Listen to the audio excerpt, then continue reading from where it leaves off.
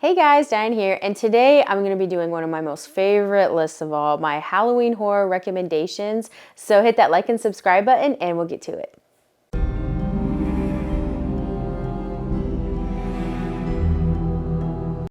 Okay, so without further ado, this is going to be one of my favorite lists that I've been waiting honestly since I started this channel to do a Halloween video. So hopefully it lives up to my expectations as well as yours.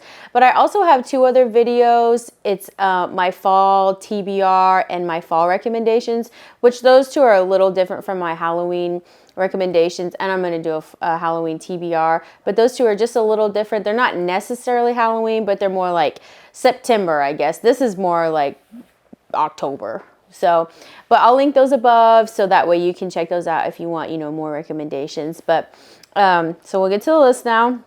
So my first recommendation is going to be Dark Harvest by Norman Partridge. And this book I bought solely off the cover. I had no idea what it was about. I just saw the cover and I was like, okay, I'm reading that around Halloween. And I read it last Halloween and it was a lot of fun. This is about a town and they have a scarecrow that comes to life every Halloween and basically kills whoever it can find. And so this was a really fun book. It's very Halloween. It's very like slash-tastic. It's just a really fun, easy Halloween read. And it's pretty short. I would say it's probably 200 pages. And then, so we have Clown in the Cornfield by Adam CESARE. And I know that this is a super popular book, but it's super popular for a reason because it's an effortless Halloween fun read. And I really love that about that book. And this is, everything you need to know about this book is in the title, A Clown in a Cornfield. That's literally all you need to know. Everything else is details. So that's where I'm going to leave that.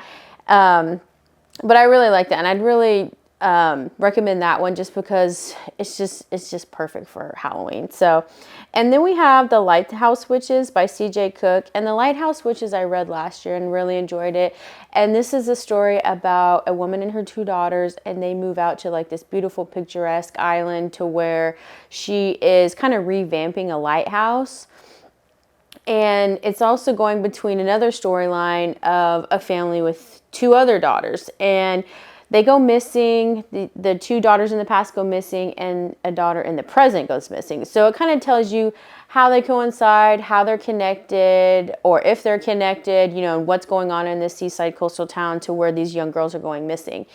And this is just a very fun, it's described as a gothic horror thriller. I didn't necessarily get that from it, but it is really enjoyable, and it's everything you want from a witch book. It's just really fun. It's really festive. They have a Halloween festival in the book, and it's just so enjoyable. This is like one that I would reread. If my Halloween TBR was not so long, I would probably reread this year, because just making this list and thinking about it, I'm like, that really makes me want to go back to that town. So that one's really fun. And then we have Kill Creek by Scott Thomas, and this is also on another list of my haunted house recommendations, which I'll also link. But this book is just so good, and this is about 4 authors who stay the night in a haunted house on Halloween, and just the craziness that ensues from there, and how they're kind of tormented and haunted from that one night and from their past lives and things like that. So that's a really good read. And it's really creepy. It's really everything you would want from a haunted house book. And then we have Hex by Thomas Olde. And Hex is another witch book, but it's a different take on it. So in this book, it's in this, really beautiful town in the Hudson Valley, and it's haunted by a witch, but not secretly haunted, not like it's a secret, or not that, she's haunting people, in the dark or anything. Like, she's like up in your face. Yeah, she's right there. She's in the corner. She's in your garage or whatever. She's walking down the road. And this book is just different because you see her, she's not hiding. And so the book just goes, it's about like her haunting the town, how she's haunted it, why she's haunted it, and why people are unable to leave that town. So this is a really fun new take. It's not necessarily new. It's kind of old. I read it a few years ago, but it's really good. And it's just something different, not just the same old same witch, trope. So, and then we have Seed by AHLBORN. And you know, I had to put an Anya Arborn book in here. And so this book I really like. This is kind of a generational tale of he's kind of being haunted by or pursued by like this, by an entity slash demon type of thing, and he's really trying to prevent it from going from him to his daughters. And this is a really good book. It's really dark, it's really creepy. It really creeped me out, and I really like this. It seemed very Halloween to me, and that was really good. It almost reminded me of like Rumpelstiltskin in a way. Very not necessarily not necessarily Rumpelstiltskin, but Rumpelstiltskin-esque. There we go. So, but that's a good one. And then, you know, we have to have a vampire book. So we have The Lesser Dead by Christopher BUEHLMAN. And this book was really fun. I'm not a huge fan of vampires. It's kind of like, what really do you do with a vampire? I mean, you know who the vampire is. It's not a secret. It's the pale one, the one that drinks blood. Like, it's, I don't know. I'm just not a huge fan of vampires. But this vampire book I really did like. I really did enjoy. So this is about a vampire and kind of his crew. And they live in the tunnels or underground in New York City in like the 1970s. And he's living his life. He's going to parties. He's going to clubs. He's getting it on with people. And so... but one day, you know, he's just going about his everyday life, and he ends up coming across like these little kids, and he's like, they look, you know, horrible, blah, blah, blah. And then it kind of dawns on him, like, are those vampires? And so you kind of figure out like why all these little children are vampires, who's turning them, and all, you know, just craziness that ensues. And there's a pretty good twist to this book that I didn't see coming, that really surprised me. So this was a really good vampire book if you're looking for something other than, you know, Tom Cruise and white makeup. So that's really fun. And then we have The Ballad of Black Tom by Victor LaValle. And this is more of a cosmic horror novella. It's pretty short as well. And this is about a very talented guitarist, and he's associated with the occult and somehow you're not exactly sure how, but he gets sent on this errand to deliver an occult, like not an occult trophy, but like an occult token is what I'm going to call it. And he is sent to deliver it. So once he delivers it, you know, he just, all hell breaks loose. He's tore a rip in the fabric of, you know, reality. So all these crazy things start happening. And this book is just really kind of expansive, and the imagery that he gets you to imagine is just phenomenal. So this is a really good book. I'd really really suggest that one, especially if you're into kind of like the occult and like cool stuff like that. And then let's see, we have The Last Night of October by Greg Chapman.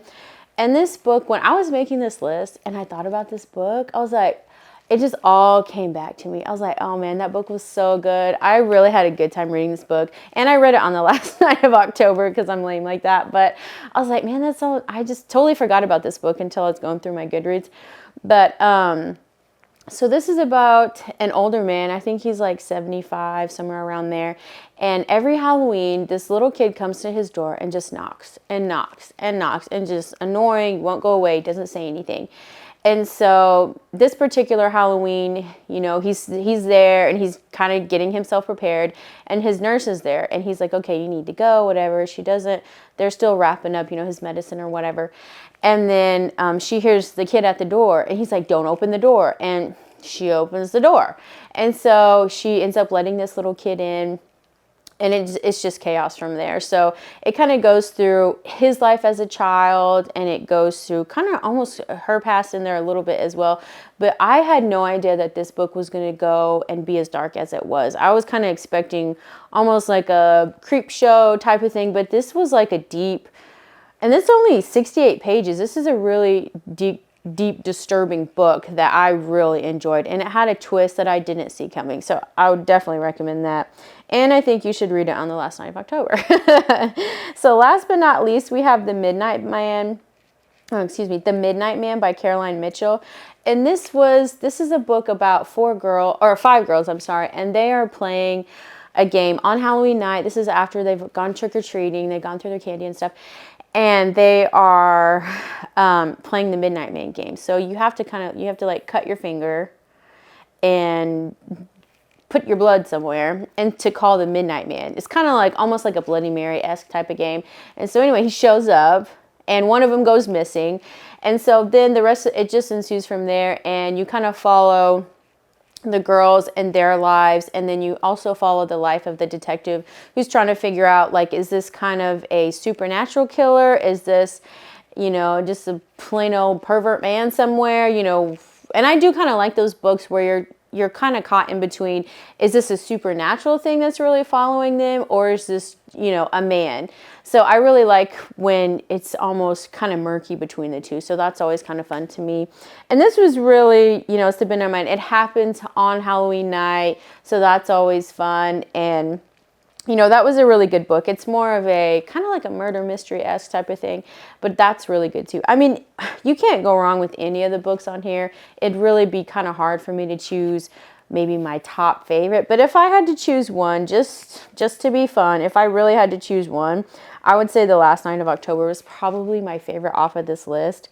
But I don't know, The Lighthouse Witches, I really enjoyed that book just because it was like really fun and festive. But let me know, you know, how you felt about this book, how you felt about this list. Let me know if any of you feel like, you know, reading any of these, and if, you know, if you enjoy them. So, you know, hit that like and subscribe button, and we'll see you next time.